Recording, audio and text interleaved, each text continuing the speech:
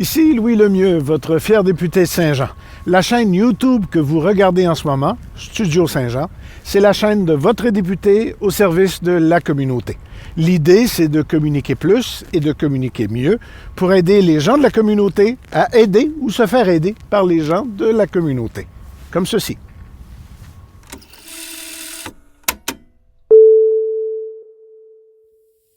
Ça fait longtemps que je vous ai pas dit bienvenue dans Studio Saint-Jean. Non, je sais, ça fait pas si longtemps que ça parce qu'un artiste du mois tous les premiers du mois, puis je suis pas dans Studio Saint-Jean. Sauf que oui, je suis dans Studio Saint-Jean. Par souci de transparence, je vous dis qu'on est le matin du mardi 6 octobre. Je vais partir pour Québec après les enregistrements et on est à la loge. Parce que pour la suite des choses, considérant le confinement, considérant les mesures de distanciation sociale, on n'est pas en confinement, mais on est en zone orange, on va peut-être aller en zone rouge. Bref, pour être sûr de toujours être capable de vous présenter des conversations de Studio Saint-Jean, la chaîne YouTube de votre député au service de la communauté, on s'est trouvé un endroit qui avait beaucoup de place. Puis là, ici, il y a de la place, un petit peu d'écho, mais beaucoup de place. C'est très beau, c'est un lieu exceptionnel. Et donc, on s'est dit, on va s'installer là et on va essayer de continuer de faire vivre Studio Saint-Jean parce que cette chaîne-là, elle a accumulé depuis son ouverture, on était en décembre 2018, 75 000 minutes vues d'environ 120 conversations. 75, 70 000 minutes vues. C'est des vraies minutes, là. Si vous êtes habitué à Facebook, vous voyez 3 vues, ça, c'est 3 vues de 3 secondes et plus. YouTube, c'est des secondes, 60 secondes, ça fait 1 minute, 75 000 minutes vues. C'est le temps que les gens de la communauté ont regardé des entrevues, des conversations sur Studio Saint-Jean. Je continue à en faire le premier de chaque mois pour l'artiste du mois que j'ai enregistré cet été parce que ça me semble important. Il y a Alice et Marianne aussi, que je dois ici remercier. C'était des bénévoles, c'était des jeunes femmes qui s'en allaient, dans les deux cas, au cégep cet automne, dans le milieu des médias, et qui ont accepté de jouer le jeu de Studio Saint-Jean, c'est-à-dire d'avoir des conversations avec des gens de la communauté pour aider la communauté à mieux se comprendre, à mieux se connaître, à mieux s'aider, surtout en temps de pandémie. Elles ont fait un boulot remarquable. Je veux ici les remercier, Marianne et Alice. Merci tellement.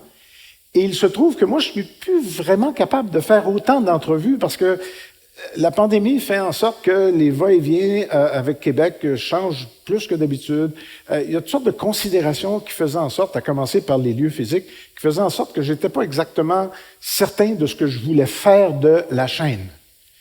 Mais je suis certain que je veux qu'elle vive. Alors, on va essayer des choses. Entre autres, Marianne Tajonquière, elle reviendra pas avant un bout de temps, l'ATM, Art des technologies et des médias, mais Alice est encore en ville, elle va au cégep à Montréal. Donc, Alice va nous faire des entrevues une fois de temps en temps.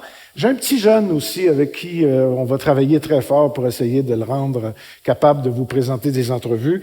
Vous allez le voir très bientôt. Il est en formation en ce moment. Un petit jeune, un débutant, soyez indulgents avec lui, s'il vous plaît, là, parce que, tu sais, à son âge, à un moment donné, vous verrez, vous avez compris en me regardant que c'est pas un petit jeune, c'est quelqu'un que vous connaissez très bien et qui va venir aussi occasionnellement faire des conversations. J'appelle ça des conversations. On parle d'entrevues, mais en réalité, c'est pas des entrevues, c'est des conversations, c'est des échanges.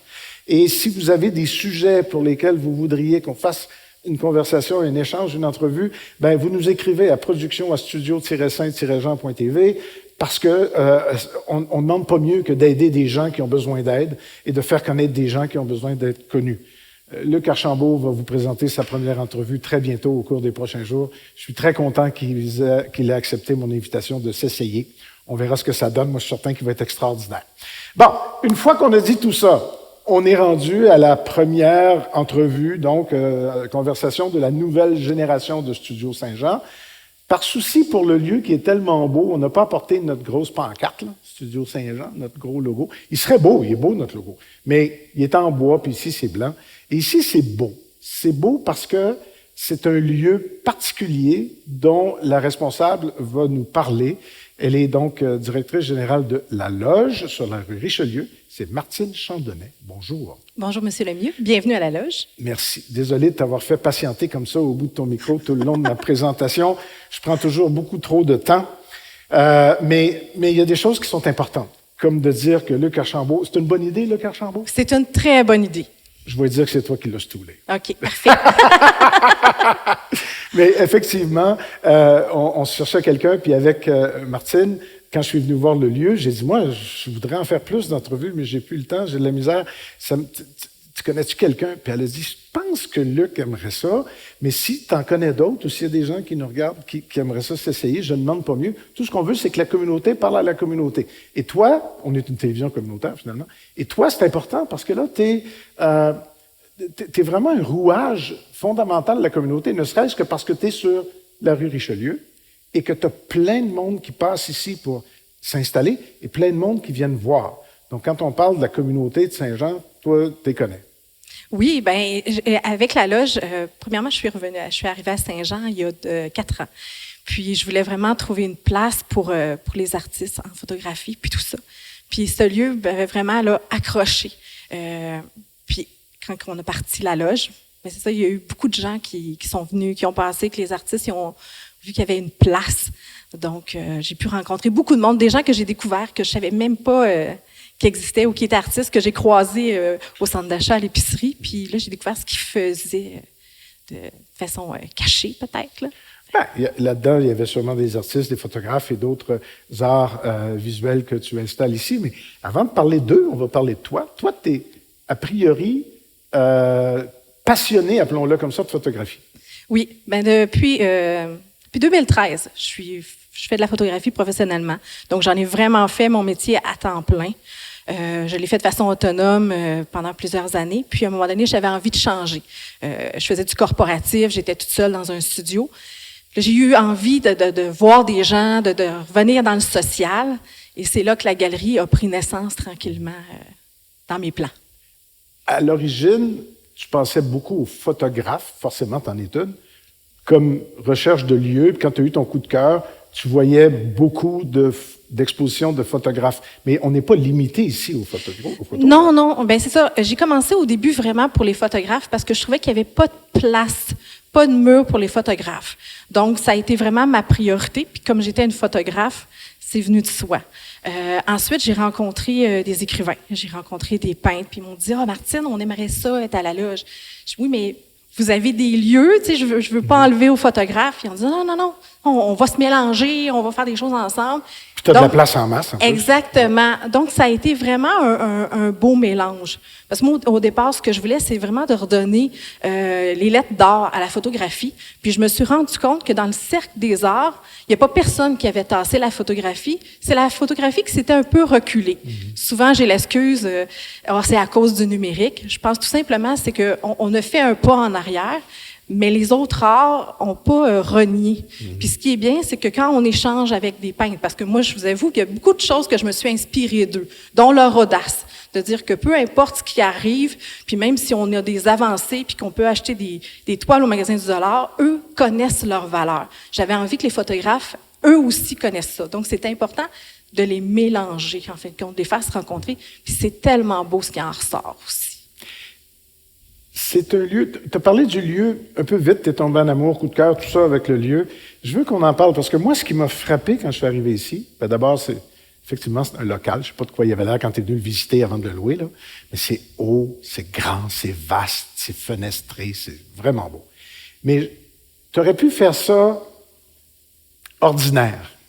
Je veux dire, ça prenait de l'audace, dont tu viens de parler, pour aller au bout du goût que tu avais puis du look que tu avais envisagé.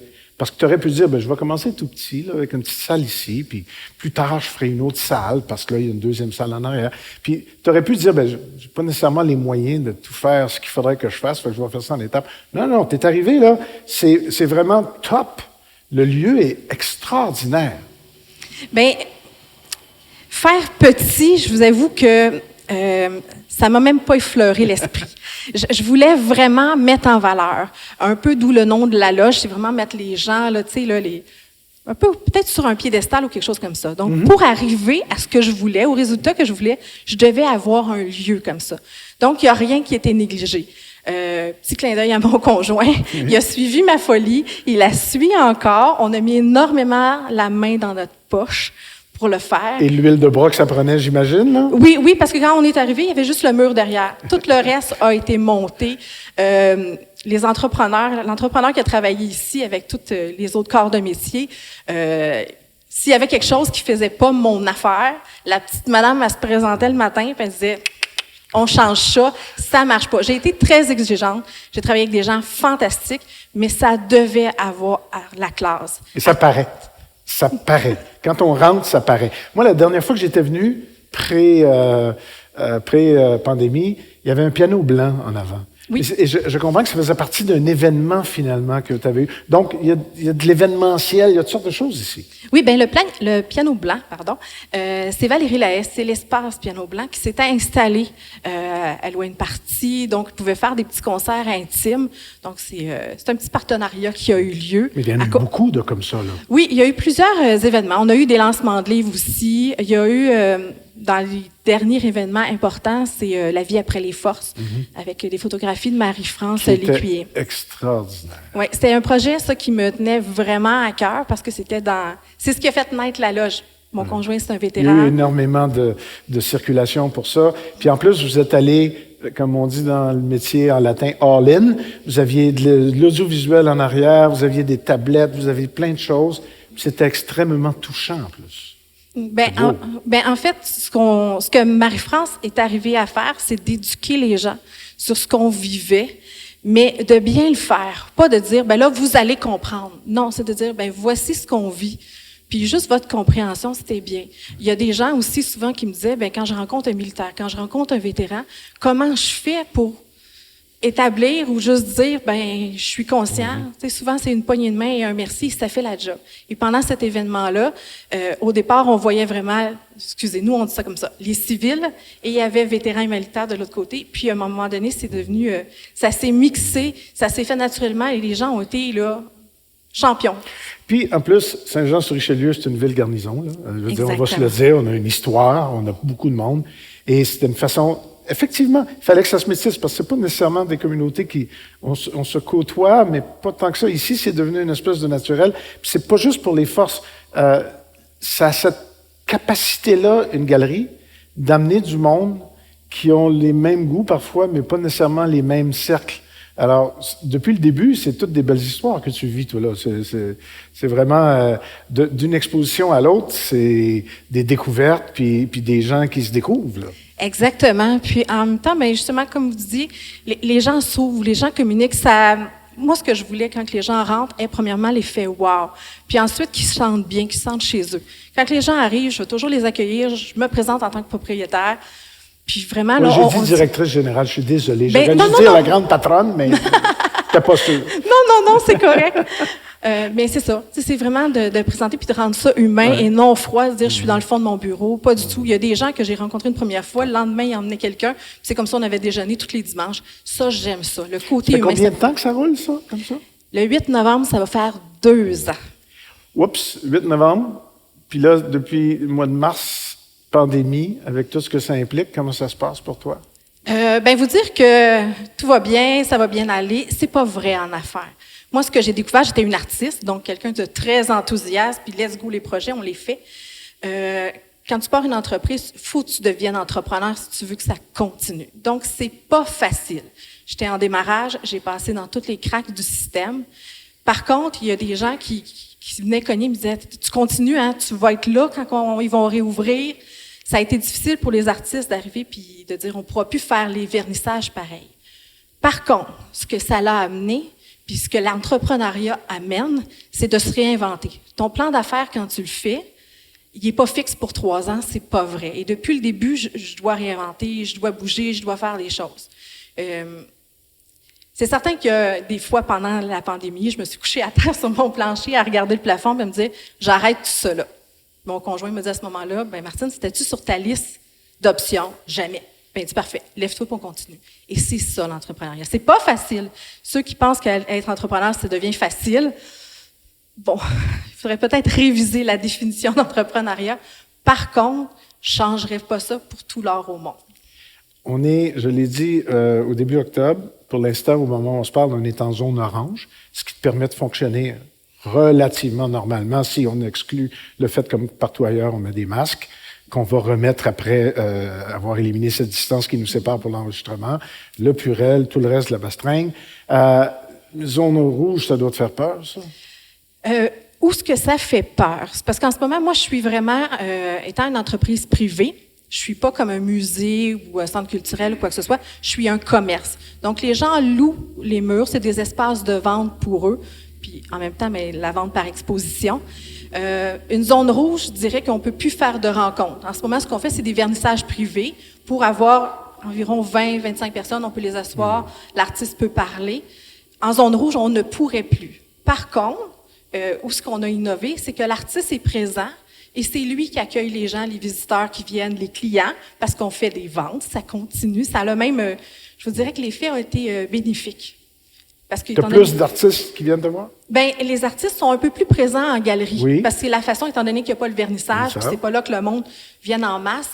Au lieu d'avoir tout ce beau monde-là un soir, bien, on les a pendant 2 semaines et on a même, avec la dernière exposition, dépassé la moyenne des visiteurs. Wow. Les ventes se sont faites aussi parce que les gens disaient « c'est le fun, j'ai rencontré l'artiste ». Puis ça, c'est important. Pour les artistes qui nous écoutent, si vous avez envie d'en faire un métier, de rendre ça rentable, parce qu'il ne faut pas avoir peur de parler d'argent. On ne fait pas juste ça pour, juste pour le fun, on dépense de l'argent. D'ailleurs, c'est le plus gros défaut des artistes, c'est de ne pas être capable de gérer la partie business de l'affaire. C'est ça. Mais d'être présent, vous êtes 50 de la vente. Puis les gens venaient et me disaient « c'est le fun, j'ai eu le temps d'y parler, au vernissage, j'ai jamais le temps, puis tout ça ». Donc, puis les artistes prenaient le temps, ils parlaient des autres aussi. Et ça, c'est de l'argent en banque comme apprentissage pour l'après-pandémie. Parce que là, tu sais ça. Eux autres savent ça. Donc, vous êtes réinventé, mais vous avez des pistes pour profiter de l'après-pandémie après. Là. Exactement. Ça a été des tests, puis c'est un peu ça. Quand on parlait d'entrepreneuriat, on fait un test, on fait un autre test. Puis avec les artistes, moi, je trouvais important, sauf que je pouvais pas arriver et me dire, on a fait tel événement, ça a bien marché. Là, on l'a fait, le test. Ça a été concluant. Fait que c'est aussi mon argument de vente quand je dis, oui, vous pouvez louer les murs, vous pouvez exposer ici. Ça fonctionne, les gens viennent. Puis les gens de Saint-Jean, j'ai des réguliers. J'ai des gens qui viennent puis qui reviennent. Puis ils me disent, OK, c'est quand la prochaine? C'est qui va c'est ma prochaine question, ça. C'est quand? Mais là, on ne sait pas quand on va mettre ça en ligne, probablement au cours des prochains jours, mais essentiellement, jusqu'à preuve du contraire, jusqu'à nouvel ordre, tu vas continuer d'habiller les murs avec des artistes. La salle en arrière aussi, il y a des choses là. Oui, parce qu'au départ, la loge, il y avait des studios de production, autrement dit des studios photo, puis il y avait des zones d'exposition. Studio photo, ça n'a pas marché comme je pensais. C'est plutôt les gens voulaient des expositions. Donc, j'ai transformé l'autre studio, qui est gris au lieu de blanc. Donc, ça change un peu l'effet. Mais il y a des tracks et on expose aussi. En ce moment, c'est notre boutique. Donc, autrement dit, il y a des gens qui ont exposé ici, qui ont transféré à ce moment-là dans la boutique. Donc, ça permet aux gens, parce qu'on fait du dérivé. On voit les photos, mais il y en a qui ont fait des cartes. Il y en a aussi qui ont des formats plus petits. Donc, c'est une boutique. Exactement. Juste avant qu'on commence, tu es allé voir Stéphane, tu as mis tout ce qu'il fallait, Facebook, site web. Fait que pendant qu'on parlait, on voyait tout ça. Oui. On a tout vu tout ce qu'il fallait dire? Bien, j'inviterais les gens à oser, parce que mes vitrines sont grandes, des fois sont impressionnantes. Oh, une galerie d'art, est-ce que je rentre pas? Oui, rentrez. Venez les découvrir. Peut-être que la personne qui est sur les murs, ce qu'elle a mis, ça ne fit pas dans votre cuisine ou dans votre salon. Du mois à vous, là. C'est ça. Par contre, vous aimez son style, donc c'est vraiment là, la promotion de l'artiste au-delà du petit passage à la loge. Merci beaucoup de nous accueillir à la loge. Merci de nous avoir raconté l'histoire et d'avoir présenté la loge, parce que la communauté, c'est pas juste des groupes communautaires, quoi qu'on les aime beaucoup, mais c'est aussi ceux qui forment la communauté d'affaires, ceux qui forment la communauté qui l'habite, qui vivent particulièrement ici le Vieux. Merci de nous permettre d'utiliser la loge pour faire ça. Et on va sûrement avoir l'occasion, des petits doigts qui me disent qu'on va sûrement avoir l'occasion de parler d'artistes qui viennent ici à un moment donné, là. Bien, j'espère bien qu'on va pouvoir utiliser votre réseau. Un gros merci de la confiance que vous avez apportée à la loge puis d'être venu ici. Merci, Martine Chandonnet. Merci, M. Lemieux.